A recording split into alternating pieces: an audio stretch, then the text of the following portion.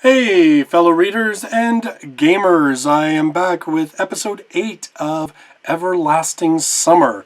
So I was in the middle of a card tournament and I have come to my final opponent, the tsundere girl Elisa, who has threatened to expose me. Well, it's not exposing me because I'm not really, but she's going to say that I've been sexually harassing her if I lose the game. So we're going to see what happens. And here we go. We're in the middle of the card game. I'm not even going to try to explain the rules. Watch and just watch. Here we go. Let's see what happens.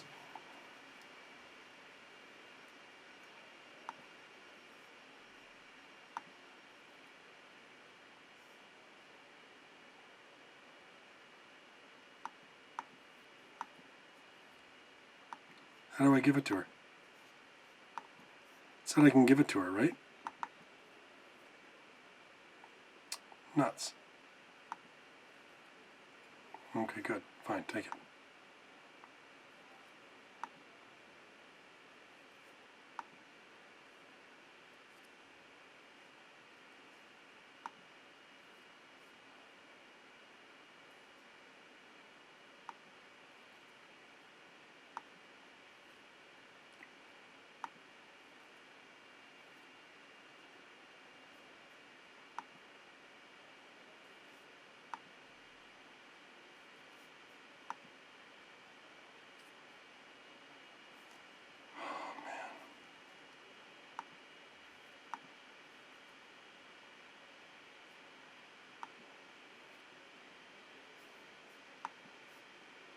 Oh, maybe if I... There, yeah, she takes it. Okay, good. That's how it works.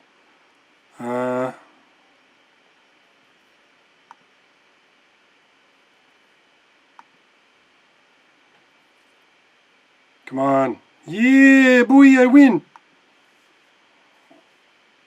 Hooray, I won. That'll let Elisa know who rules the roost here. That means that betting with her wasn't a waste. Now, the only thing left is to hope that she will not spread that false gossip because of her loss. Suddenly, I got a desire to celebrate my own victory and have a dip at the beach. To tell the truth, I do not really know how to swim, but the possibility of diving into the cool water under the moonlight seemed attractive. After all, I spent the whole of yesterday in my winter clothes, and surely you could nicely wring the sweat out of me. In the evening no one should be here, so I took off all my clothes except my underpants and entered the water. This won't end well. If I only knew, I would have taken my swimming trunks along. Usually it was enough for me to swim for 15 to 20 meters, but this time the euphoria of my victory spurred me on to break this record. I swam slowly and tactfully, watching every movement of my arms and legs and keeping my breath steady. Uh-oh. All of a sudden, wham! A strike on my back sent me underwater. I started to drown, but managed to force myself to jump out and grab the nearby buoy. I turned and saw Elisa swimming after me. What the hell are you doing? What am I doing? Hailing the winner. And what if I started drowning? Well, I'd save you. Huh, of course. It was just too dangerous to stay here. She could easily sink me again. I gathered all my strength and swam to the shore. To find my clothes missing, I bet. I slowly started to catch my breath. Beach sand stuck to my body from head to toe. After some time, Elisa came out of the water. You know, you swim well. I wouldn't say so. Yeah, you too. Well, wasn't that obvious? I said nothing. You won twice against me today. That means I will forget 2 of your debts. What kind of debts is she talking about? It looks like Elisa has a problem with evaluating reality. Thanks a lot, I said sarcastically. You know, you're not as much of a loser as I thought. Elisa was wearing a swimsuit that perfectly emphasized the beauty of her figure.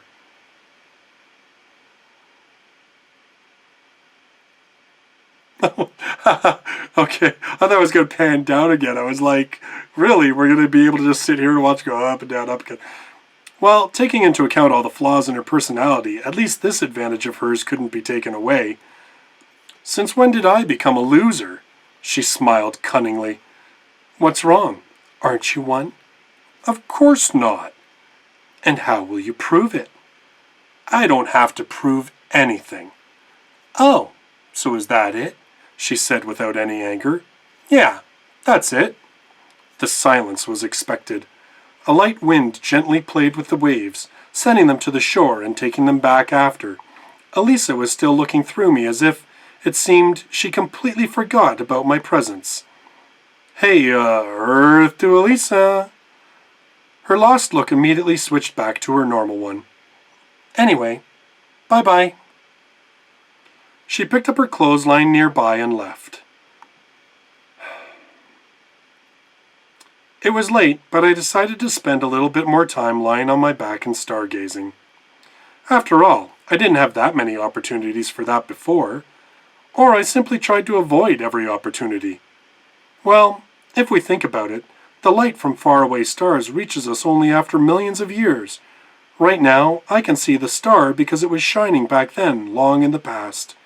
And now the star is gone, already exploded. Wait a minute! She took my clothes too! I got up and looked around the beach. No doubt about it, Elisa took my pioneer uniform. Damn it! And I was just starting to think that maybe she's not so spoiled. I need to come up with an idea, quickly. Certainly I could go and complain to Olga Dmitrievna, but not in my wet underpants. I didn't know which cabin Elisa lives in either, and knocking on every door is certainly not a good idea. Maybe I should go to Slavia? Yes, of course, at night, wearing my underpants. The only thing missing is a rose in my teeth. Overall, it looks like I am screwed. In any case, I've got to do something.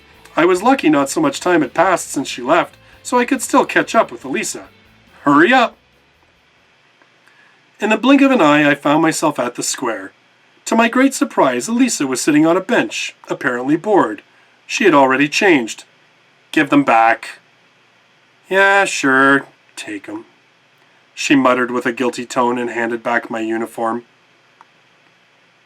Don't think I was waiting for you on purpose or anything like that. Elisa turned her back and set off towards the cabins at an easy pace. I was left standing, riveted to the spot. I didn't expect such a twist.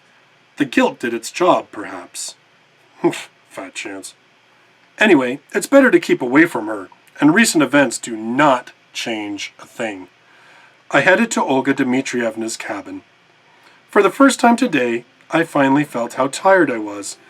There was no light in the window, so Olga Dmitrievna must have been sleeping already. Strangely enough, she waited for me yesterday. I entered the cabin, quietly stripped and laid on the bed. When you think about it, my situation hadn't gotten any clearer today. In fact, I've spent whole day doing useless stuff. I would have never even thought about doing something like this in the real world. Although I had plenty of time. How much time I would have here in total is still a mystery. Maybe an eternity, or maybe there are only a few minutes left. I just didn't want to think about the past, about how I got to this camp. For the first time in a long while, I felt really tired, not only emotionally tired, but also physically tired, psychologically tired, and God knows how else tired. I just wanted everyone and everything to shove off, starting with my own thoughts. I wanted this mess somehow resolved by itself, or at least without my active participation. And what if I'm stuck here forever?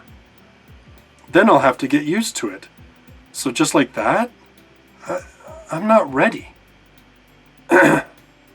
My consciousness slowly drifted away from me, and it became progressively harder to concentrate on something distinct. Perhaps it's better to wait until tomorrow. I rolled over and fell asleep.